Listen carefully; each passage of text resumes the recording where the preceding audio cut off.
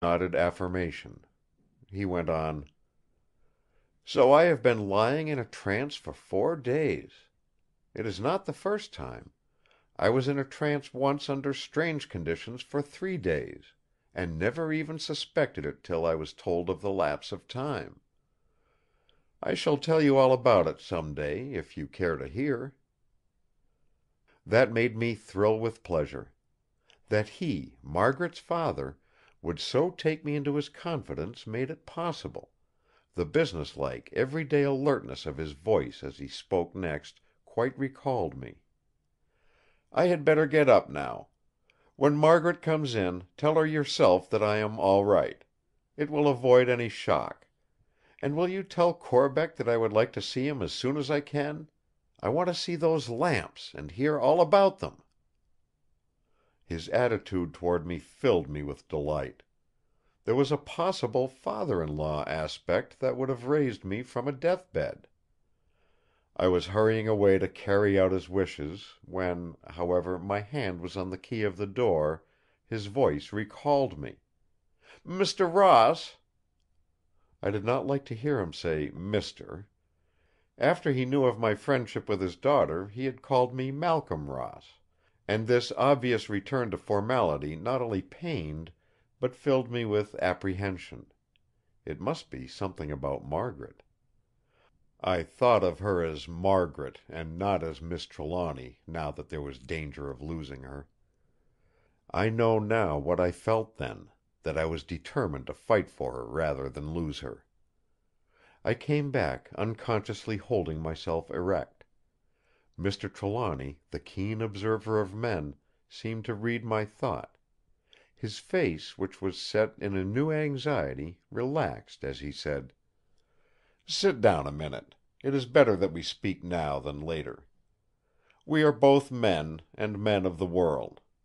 All this about my daughter is very new to me, and very sudden, and I want to know exactly how and where I stand. Mind, I am making no objection; but as a father, I have duties which are grave, and may prove to be painful.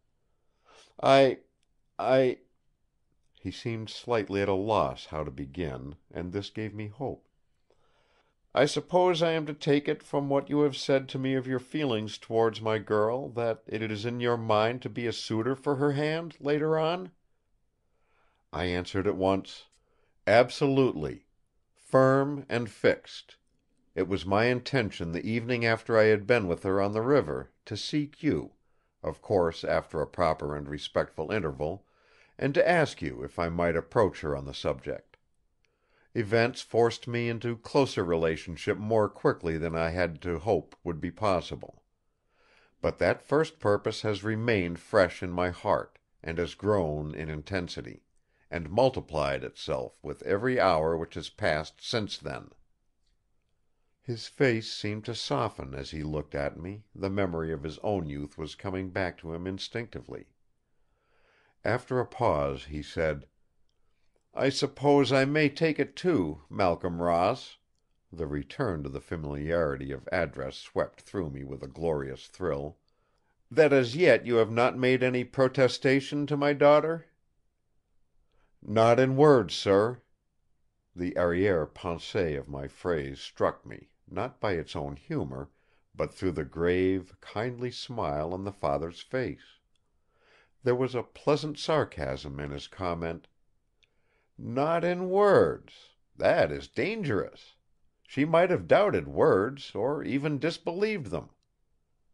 I felt myself blushing to the roots of my hair, as I went on: "The duty of delicacy in her defenceless position; my respect for her father—I did not know you then, sir, as yourself, but only as her father—restrained me.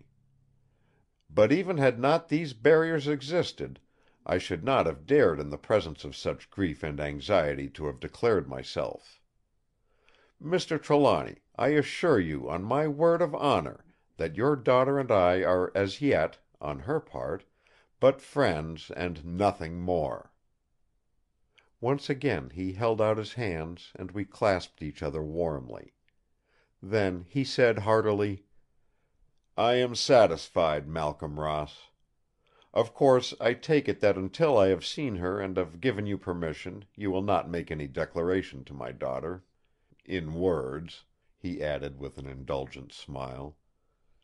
But his face became stern again, as he went on: "Time presses, and I have to think of some matters so urgent and so strange that I dare not lose an hour. Otherwise I should not have been prepared to enter, at so short a notice and to so new a friend, on the subject of my daughter's settlement in life, and of her future happiness." There was a dignity and a certain proudness in his manner which impressed me much. "I shall respect your wishes, sir," I said as I went back and opened the door. I heard him lock it behind me.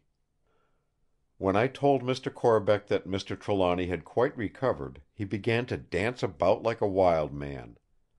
But he suddenly stopped and asked me to be careful not to draw any inferences, at all events at first, when in the future speaking of the finding of the lamps, or of the first visits to the tomb. This was in case Mr. Trelawny should speak to me on the subject. "As of course he will," he added, with a sidelong look at me which meant knowledge of the affairs of my heart. I agreed to this, feeling that it was quite right. I did not quite understand why, but I knew that Mr. Trelawny was a peculiar man. In no case could one make a mistake by being reticent. Reticence is a quality which a strong man always respects. The manner in which the others of the house took the news of the recovery varied much. Mrs. Grant wept with emotion; then she hurried off to see if she could do anything personally, and to set the house in order for "Master," as she always called him. The nurse's face fell; she was deprived of an interesting case. But the disappointment was only momentary, and she rejoiced that the trouble was over. She was ready to come to the patient the moment she should be wanted; but in the meantime she occupied herself in packing her portmanteau. I took Sergeant Daw into the study, so that we should be alone when I told him the news. It surprised even his iron self-control when I told him the method of the waking. I was myself surprised to see in turn by his first words: "And how did he explain the first attack? He was unconscious when the second was made."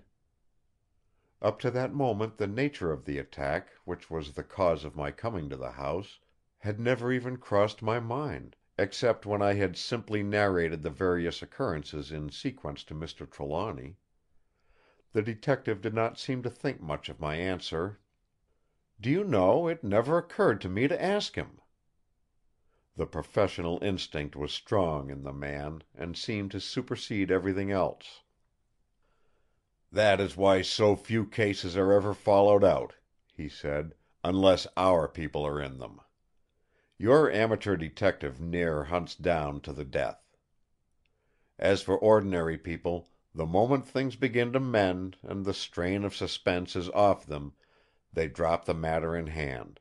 It is like sea-sickness," he added philosophically after a pause. "The moment you touch the shore you never give it a thought, but run off to the buffet to feed. Well, Mr. Ross, I'm glad the case is over, for over it is, so far as I am concerned. I suppose that Mr. Trelawny knows his own business, and that now he is well again he will take it up himself. Perhaps, however, he will not do anything. As he seemed to expect something to happen, but did not ask for protection from the police in any way, I take it that he don't want them to interfere with an eye to punishment. We'll be told officially, I suppose, that it was an accident, or sleep-walking, or something of the kind, to satisfy the conscience of our Record Department, and that will be the end. As for me, I tell you frankly, sir, that it will be the saving of me. I verily believe I was beginning to get dotty over it all. There were too many mysteries that aren't in my line for me to be really satisfied as to either facts or the causes of them. Now I'll be able to wash my hands of it and get back to clean, wholesome, criminal work. Of course, sir, I'll be glad to know if you ever do like